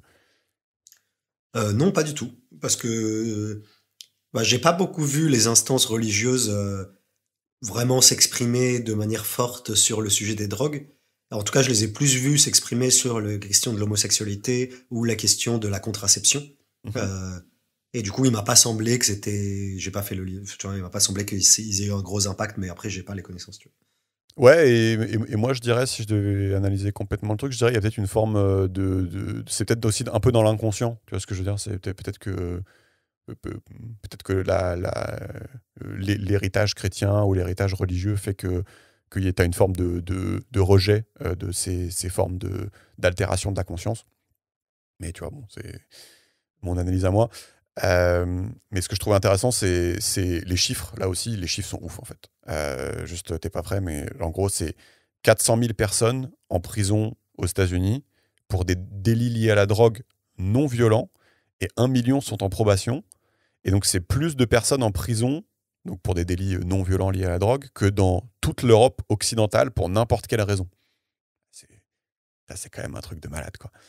Et évidemment, il dit on parle de 20 milliards de dollars par an, c'est ce que coûte cet emprisonnement. Et si tu comptes l'argent que tu perds en ne taxant pas ces biens-là, du coup, le coût total s'élèverait a priori à 100 milliards de dollars par an. On parle de 50% du temps de procès, c'est lié à la drogue, et 400 000 policiers à plein temps. Voilà. Et donc, selon lui, c'est un non-sens et un héritage purement religieux, mais je trouvais que juste les chiffres étaient incroyables, quoi. Euh, et vois. ouais, enfin, Bah, moi, je suis d'accord que c'est un non-sens. Après, sur l'aspect héritage religieux, je n'ai pas les connaissances pour. ouais. Mais ça, je trouve que pour le coup, on retrouve un. Enfin, je sais pas si c'est fondé comme critique, mais j'ai l'impression qu'il a tendance à voir beaucoup de choses à travers la religion. Hmm. Tu vois, c'est-à-dire qu'en gros, il a tendance à expliquer beaucoup de phénomènes à travers la religion. Alors, autant je veux bien que la plupart des gens, ça soit un peu. Se voile un peu la face parfois, et que oui, parfois c'est clairement, il y a une composante religieuse majeure. Autant je me dis que des fois, lui, il voit un peu beaucoup à travers ce prisme-là. Et, euh, et donc, Ouais. ouais, Après, je comprends. Après, le truc, c'est que par exemple, pour mon cas personnel, je pense que je vois pas assez à travers ce prisme-là parce que j'ai pas les niveaux de connaissances suffisants et étant moi-même pas religieux et ne côtoyant pas des, etc. Mais je pense que effectivement, historiquement, la religion a un impact beaucoup plus élevé sur le comportement des gens et les événements historiques que ce que je pense. ouais, C'est plus que je suis pas en mesure de, j'ai pas les connaissances, quoi. oui, oui, c'est ça. Je pense que il y a ce phénomène-là, et je pense aussi, je le soupçonne parfois de voir un peu trop à travers Ouais. la lorgnette de la religion. Pour le monde chrétien, il cite également les travaux sur les cellules souches, qui potentiellement peuvent guérir plein de maladies, mais dont la recherche a été pas mal entravée, du coup, par des lobbies chrétiens. Euh, et donc voilà. Euh, ensuite, ce que je me disais, c'est, enfin, tu sais, le truc qu'on se dit à chaque fois, c'est est-ce que c'est possible d'être moral sans la religion? Et on avait fait tout un bouquin dessus, là, The Moral Landscape, mais est-ce que toi, déjà, tu as la réponse à cette question? Parce que beaucoup de gens disent que c'est pas possible d'être moral sans religion. Est-ce que toi, déjà, t'as la réponse à cette question? Bah oui, oui, je pense que clairement c'est possible, quoi. Après, Mais enfin, même je trouve la question un peu con. mais Peut-être qu'on va me démontrer qu'elle est smart. mais ça n'est, Mais non, non, mais ça n'est pas connu, hein. ouais, Enfin, je sais pas si, peut-être que toi tu connais, mais ça n'est pas connu. C'est-à-dire que le postulat de base, c'est plutôt que euh, Tu ne peux pas scientifiquement démontrer que le monde devrait être comme ça plutôt que comme ça. Enfin, tu vois, c'est ça, c'est plutôt un postulat de base, ça.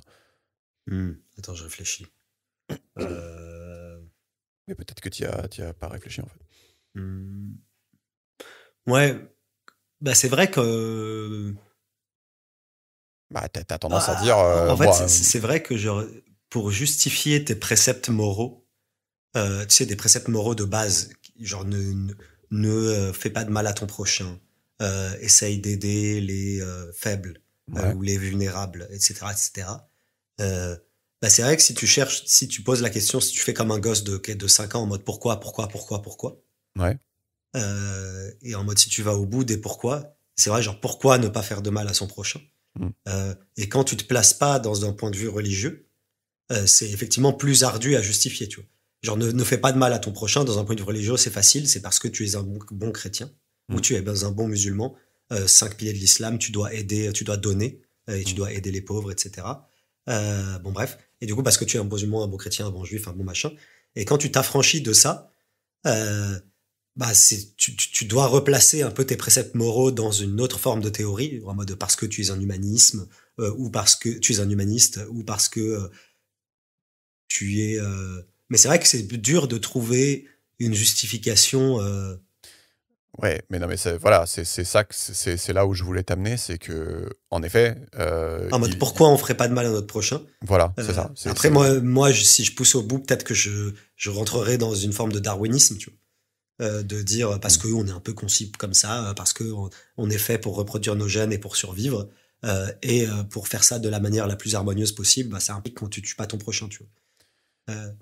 Ouais, ouais, non, mais c'est assez intéressant. C'est intéressant parce qu'en gros, tu démontres par ce que tu es en train de dire que c'est quand même quelque chose qui n'est pas évident, qui n'est pas connu, et que sans doute, si tu demandes à des gens comme ça, un peu aléatoirement, comment tu démontres ce genre de choses, c'est quelque chose auquel ils sauront pas répondre.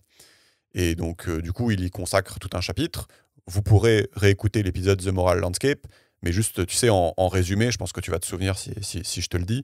En gros, bah, tu sais, il dit que tu peux démontrer scientifiquement la morale, dans le sens où la seule source d'intérêt dans l'univers, bah, c'est les créatures conscientes.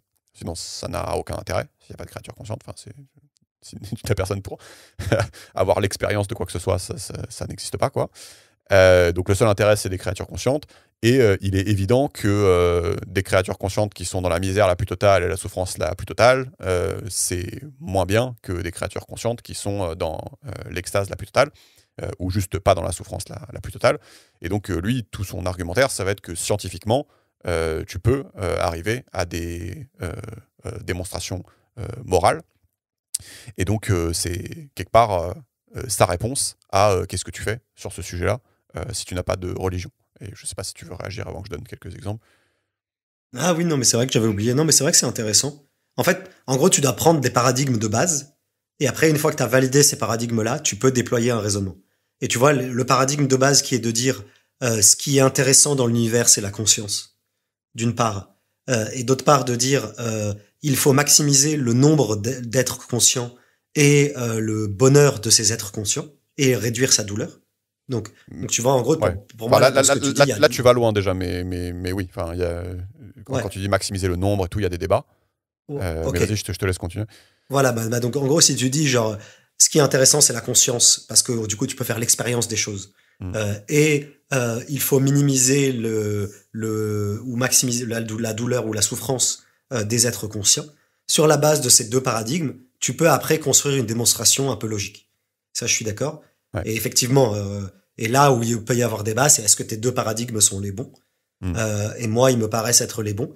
Euh, mais par contre, le fait est, on pourra jamais enlever le fait que ces deux paradigmes, ils sortent un peu de nulle part, quoi. C'est pas scientifique, c'est un postulat que tu fais, que tu dis, je pense que ça c'est bon, tu vois. Mais pourquoi Ouais, c'est ouais, ça qui est bon? non, mais enfin, lui, il argumente que c'est un petit peu, enfin, tu sais, c'est comme de dire que 2 et 2 font 4. En fait, c'est pas un postulat qui sort de nulle part. C'est un fait de C'est l'univers, entre une guillemets. forme d'évidence, quoi. Non, mais c'est juste c'est un fait de l'univers que quand tu prends 2 pommes et que tu rajoutes 2 pommes, ça fait 4 pommes, en fait. Et alors, c'est pas évident. Je suis Oui, mais d'accord tu vois que l'aspect conscient. Le fait de Ouais. dire, il y a des gens qui pourraient dire, moi, ce que je trouve extrêmement beau et extrêmement souhaitable, c'est que tu es plein de planètes vides, et où il y a aucun être vivant Oui, mais il conscient faut que tu dessus. sois là pour le trouver beau. Tu vois, tu vois ce que Pardon? je veux dire. Oui, mais il faut que tu sois là pour le trouver beau quelque part. Donc, non, il y a un truc quand même où Ouais. c'est pas con ce qu'il dit quand même. Mais bon, je pense que ça mérite une réécoute de l'épisode. Euh, et, euh, et bref, enfin, le fait est que voilà, lui il pousse pour du coup une vision scientifique de la morale. Il dit que on a fait des progrès moraux, c'est évident. C'est-à-dire qu'il te dit au XVIe siècle, il y avait apparemment une activité, c'était dans les fêtes foraines, c'était de mettre des chats dans un filet de pêche et de les faire, je sais pas comment on dit, de les baisser. Tu sais, tu baisses le filet est au-dessus d'un feu, et tu baisses le filet jusqu'à ce que les chats soient complètement cramés. Et donc ça, c'était apparemment la foule était en liesse. Euh, dans le cadre de cette Aujourd'hui, ils font la activité. même chose avec des Palestiniens. Et la foule demeure en liesse, tu vois, à mon grand dame. Ouais, mais je pense qu'on pourrait argumenter qu'on a quand même fait des progrès moraux et qu'il y a quand même une Oui, grande c'est partie du monde qui s'insurge vis-à-vis de ça. Alors que sur les chats, d'après ce que je comprends, c'était. Voilà. Il y avait consensus. Il y avait consensus. Donc voilà, on a fait des progrès moraux, on a compris l'histoire de la science, et c'est vrai qu'après, il y a tout un tas de raisonnements qui sont intéressants. Tu sais, tu disais, est-ce qu'il faut maximiser le nombre de personnes qui sont... est-ce que c'est à plein de personnes qui sont un tout petit peu heureuses? Est-ce que c'est mieux que 1000 personnes qui sont dans l'extase la plus totale? Enfin, après, il y a des débats. Mais ça ne veut pas dire que, parce qu'il y a des débats, qu'il n'y a pas des choses qui sont vraies de façon évidente, quoi. C'est-à-dire que la misère la plus totale, c'est moins bien que pas la misère la plus totale. Et tu vois, bon, après, il dit des trucs intéressants. C'est-à-dire, est-ce que je torture un terroriste qui a planté une bombe dans un hôpital, mais qui ne veut pas dire où? Est-ce que je mets en place une société pacifiste où en gros n'importe quel abruti avec un couteau va tuer 100 personnes, mais on est pacifiste? Est-ce que je m'autorise à faire la guerre et donc forcément à tuer des civils parce que je pense que ça va mener à une sorte de bien ultime? Tu vois que tout ça, c'est des questions, mais qui devraient avoir une réponse scientifique, en fait, au final, et non religieuse. Donc voilà, je trouvais ça intéressant. Et donc, ouais, je sais pas si tu veux dire quelque chose là-dessus, mais voilà. Enfin, en gros, c'était ça, quoi. Non, je trouve ça super intéressant, en fait, d'apporter une justification à ton fonctionnement moral. Je trouve ça super cool. Et le fait de dire que c'est pas uniquement subjectif et qu'il y a une forme de vérité universelle là-dedans. Mm. C'est ce que tu essaies de dire par 2 plus 2 égale 4 ou par évident ou par scientifique, tu vois. Ouais. C'est intéressant, j'ai juste pas assez réfléchi à la question, mais je trouve ça Ouais. intéressant. Et ça peut être quelque part un peu rassurant, tu vois, de se dire tout n'est pas arbitraire et on peut converger vers des choses. Et c'est pas arbitraire ou subjectif ou moi je crois en X, toi tu crois en Y. Tu peux établir une forme de vérité morale. Mm. Et ça, pour moi, c'est intellectuellement reposant de se dire la morale n'est pas question que de culture et d'opinion. Mais on peut collectivement converger vers une morale universelle. Ouais. J'aimerais bien qu'on y arrive, que ce serait cool. Mais c'est marrant que tu aies oublié, parce que pour le coup, moi, c'est un épisode et c'est un livre vraiment qui ont changé fondamentalement ma manière de penser, quoi. Enfin, vraiment, quand j'ai compris ça m'a débloqué plein de trucs. Donc, ouais, j'espère que ça sera pareil chez les gens qui écoutent, et que ça donnera envie aussi d'aller voir l'épisode pour poncer un peu plus le sujet. Et aussi, tu sais, il parle de l'importance, j'ai bien aimé cette phrase, d'élargir sa sphère morale, c'est-à-dire, tu sais, d'inclure, du coup, d'apprendre à inclure les gens qui sont loin de toi. C'est de dire, c'est pas parce qu'ils sont loin de moi qu'ils devraient pas être dans ma sphère morale, d'inclure les gens qui n'ont pas la même nationalité, d'inclure les animaux, d'inclure peut-être l'intelligence artificielle si un jour on se rend compte qu'elle est consciente. Et lui, il dit que la religion, c'est plutôt le grand limitateur de l'élargissement de la sphère morale, puisque en fait, tu vas avoir du mal à l'élargir au-delà de la sphère de croyants, et qu'il faudrait du coup plus s'orienter vers cette vision scientifique de la morale. Et je trouve ça cool. Ah ouais, c'est super intéressant ça, j'avoue, j'y ai pas pensé. Et c'est vrai que c'est un truc moi je trouve ça trop bien, ce concept d'élargir sa sphère morale. Ouais. Et je trouve que c'est super dur et on le voit aujourd'hui, c'est d'autant plus d'actualité, tu vois, en particulier avec le conflit israélo-palestinien, tu vois. Ouais. Où, où genre les Israéliens élargissent peu leur sphère morale, tu vois. Et ouais, je trouve ça super intéressant. Et tu sais, on le voit dans plein de choses, dans les attentats terroristes. Dès que c'est plus proche de chez nous, bah, on y est plus sensible. Enfin, en fait, cette histoire de hypocrisie morale, de deux poids, deux mesures, de manque d'empathie, de manque de solidarité, etc. Je trouve que c'est d'autant plus d'actualité dans le monde d'aujourd'hui, parce qu'on est de plus en plus et parce qu'on est au courant de ce qui se passe loin, tu vois. Et pour moi, avant, cette question-là se posait moins quand tu n'avais pas des moyens technologiques qui te permettaient soit de voyager, soit d'être au courant. C'est vrai. Et du coup, on se posait pas la question et on savait. Alors qu'aujourd'hui, on est tous conscients de ça et on doit vivre avec cette incohérence morale qui est que on protège les siens avant les autres et on protège les autres avant les Palestiniens, tu vois. Ou avant le mec qui est super loin ou j'en sais rien, tu vois. Et on protège celui qui me ressemble avant le noir, tu vois. Bref, enfin. Et j'avais jamais conceptualisé ça sous forme de élargir sa sphère morale. Et le fait de dire que la religion c'est un limitateur, je trouve ça super intéressant. Et après, parce que une fois que tu dis ça, tu peux après identifier les autres limitateurs, tu vois. Et je pense qu'il n'y a pas que la religion qui est un limitateur à ça. Oui, c'est possible. Et ouais, c'est super intéressant. C'est possible. Ouais, non, mais c'est vraiment, c'est hyper intéressant et je trouve que ça aide aussi à voir un petit peu d'où il vient et ça met de la lumière sur les chapitres qu'on a vus avant. Tu sais, ça permet de se mettre à sa place où en fait, tu sais, tous les chapitres qu'on a fait avant, en lumière de ce qu'on vient de dire là, tu sais, t'as tendance à te dire à chaque fois, bah, c'est dommage quand même, à chaque fois. Tu vois, Ouais. c'est dommage parce qu'on peut le remplacer, on sait le remplacer, donc qu'est-ce qu'on fait, quoi. Donc c'est aussi intéressant de le voir à la lumière de ce chapitre-là, ce qu'on a dit avant. Ouais, je suis d'accord. Et aussi, je reviens sur le truc de c'est d'autant plus d'actualité, cette histoire d'élargir sa sphère morale, parce que aussi avec le sujet de la transition climatique, enfin du réchauffement, climatique, quoi. Oui, carrément. Parce qu'effectivement, tu rejoins sur l'aspect, bah moi c'est le vivant et c'est le conscient qui m'intéresse. Et dans ce cadre-là, il faut que j'élargisse ma sphère morale aux gens qui sont hors de mon espèce, aux végétaux, aux animaux. Et tu vois, donc en fait, ça marche entre êtres humains et ça marche entre êtres vivants. Et ça reste cohérent avec cette histoire de conscience et de. Yes. Je sais pas si les végétaux sont conscients par contre, mais ça, je vous pointe vers le livre de Peter Singer qu'on a fait. Et donc, pour finir, je peux faire le dernier chapitre, c'est sur la spiritualité. Alors, c'est un mot un peu énervant, désolé, mais je le dis parce que souvent, on dit que la religion va apporter de la spiritualité, ou souvent, parfois, on dit du mysticisme dans ta vie. Et souvent, tout le monde hoche la tête et dit oui, oui, on est d'accord, mais en fait, on ne sait pas trop ce que ça veut dire.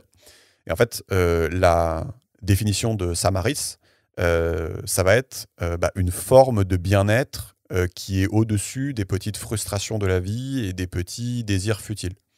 Et donc il dit, moi je me permets d'appeler ça spiritualité ou mysticisme de manière interchangeable. Et c'est peut-être pas le bon mot. Peut-être que pour vous ça veut dire autre chose, spiritualité ou mysticisme, mais bon, c'est pas le point, quoi. Du coup, ici, dans ce chapitre, on fera référence à cette forme de bien-être qui est au-dessus des petites frustrations et des petits désirs futiles. Et manifestement, ce qui est hyper intéressant, que j'avais pas forcément capté, c'est que tu sais, les religions, les traditions religieuses de l'Est, apparemment, c'est le jour et la nuit sur ce sujet, quand tu compares aux traditions religieuses occidentales. Et en gros, elles ont compris avant tout le monde qu'il y avait du coup un intérêt à s'intéresser à ce type de bien-être, à s'intéresser au phénomène de la conscience, et que c'était, le phénomène de la conscience, c'était une boîte à outils hyper utile pour faire ça. Et il a fait un truc, je sais pas ce que ça vaut, mais en gros, il a pris un livre de la littérature bouddhiste au hasard, et il a ouvert une page au hasard, et c'était stylé, tu vois. Euh, donc, je sais pas ce que ça vaut, mais bon, je vais pas le lire, mais en gros, c'est des sortes d'instructions sur la méditation. Euh, mais en fait, le point de Samaris qui est intéressant, c'est qu'il dit que le mysticisme et la spiritualité, comme il l'appelle, en fait, c'est aussi des choses qui sont de la sphère de la science. C'est aussi des choses qui requièrent des instructions explicites. Il dit comme si tu lisais le manuel de ta tondeuse à gazon. Et il dit qu'il y a certaines traditions qui l'ont remarqué il y a quelques milliers d'années et d'autres qui ne l'ont pas remarqué. Et donc, tu vois, il instaure une espèce de supériorité euh, vis-à-vis des religions de l'Est comparées aux religions de l'Ouest sur ce truc-là, même s'il dit que dans les religions de l'Est, tu as aussi ton lot de croyances cheloues et infondées. Voilà. Je ne sais pas si on a quelque chose à dire sur la spiritualité, mais c'était intéressant de l'adresser parce que c'est un commentaire que les gens ils font souvent quand même. Ouais, non, mais moi je trouve ça cool. On entend souvent ça. Euh, J'en pense que c'est pas mal. Je pense que j'ai pas, même chose, j'ai pas un apport majeur sur ce sujet parce que j'ai pas beaucoup de connaissances. Mais en tout cas, ce que je peux te dire de mon point de vue, de ma petite expérience, c'est que si tu fais que du rationnel, que du productiviste, que du machin, que du... Ouais, en gros, genre, c'est... Comment dire? C'est difficile, je trouve, je pense, intellectuellement. Et en gros, genre, tu as besoin parfois d'une forme de légèreté, d'une forme de reconnexion à son corps et à sa conscience. Enfin, je sais pas, j'ai pas les bons mots parce que c'est pas du tout ma manière de penser, tu vois. Euh, mais, euh, mais en tout cas, j'ai constaté que vouloir juste être dans l'efficacité, dans la rationalité, dans le productif ou dans la création ou n'importe quoi, tu vois, Mm. c'est et de ne jamais être dans la contemplation ou dans le mysticisme ou dans le moment présent ou dans l'appréciation des choses fugaces de la vie, Mm. euh, eh bien, ça te rend malheureux. En tout cas, moi, c'est le truc sur lequel je suis assez serein, que je suis assez serein d'affirmer. Mm. Voilà, donc en gros, et du coup, ça me donne envie de m'intéresser à ce genre de choses que je ne Mm. fais pas spécialement naturellement tout seul, quoi. Ouais, voilà, et donc c'est tout ce que tu dis. En fait, lui, son point, c'est que, bah, d'une part, les traditions de l'Est ont compris que bah, il fallait développer une boîte à outils pour euh, aider les gens à faire ça. Et d'autre part, qu'il n'y a pas besoin en fait de religion et que c'est juste une boîte à outils et que c'est totalement isolé de ce que pourrait avoir fait ou écrit le créateur de l'univers, quoi. Donc voilà. Euh, bah, on a fini. Je sais pas si la conclusion est très intéressante. Enfin, en gros, en conclusion, il dit que bah, ça serait vraiment dommage de se retrouver dans un conflit majeur qui menacerait l'espèce ou, menacerait. Enfin, tu vois, si tout s'écroule, mais qu'il y a 4 pélos, c'est peut-être pas optimal non plus. Donc ça serait vraiment dommage de se retrouver là pour des motifs religieux. Et son bouquin, il est là pour dire que bah, c'est infondé, on peut trouver de la morale hors de ça, et on peut trouver de la spiritualité hors de ça, et bah, du coup que ça serait vraiment très dommage. Voilà. Que... Ouais, bah oui, moi je trouvais ça trop cool. Enfin, moi, ça m'intéresserait d'avoir une forme de retour des gens là-dessus. Euh, En mode genre, est-ce que les auditeurs sont d'accord sur le fait que avoir des croyances qui sont inamovibles, qui sont sacrées, qui n'évoluent pas et qui émanent de quelque chose d'inconnu, est-ce que c'est problématique ou pas? Donc déjà, est-ce qu'ils sont d'accord avec ce postulat-là? D'autre part, est-ce qu'ils sont d'accord avec le postulat de ce que l'on souhaite, enfin la conscience et la présence d'individus conscients, c'est ça qui est beau euh, dans euh, dans notre univers et dans la vie, et que du coup il faut essayer de maximiser ça et de réduire la souffrance. Est-ce qu'ils sont d'accord aussi sur ce deuxième postulat que c'est une bonne base pour après construire son canevas moral, et c'est une base qui pourrait qui pourrait prendre la place de la religion. Voilà, est-ce qu'ils sont d'accord avec ce deuxième postulat-là?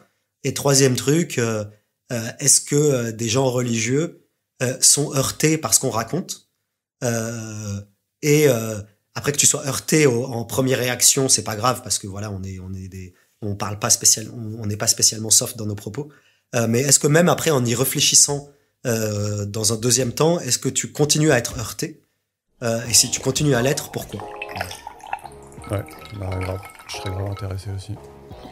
Parce que le truc, c'est que la difficulté dans cet exercice-là, c'est qu'on est tous les trois d'accord, quoi. L'auteur du bouquin, toi et moi, on est un peu complètement alignés. Ouais. Et du coup, on s'entresuce un peu, tu vois. Yes. Bon, allez. Merci. Allez, ciao, ciao. Ciao.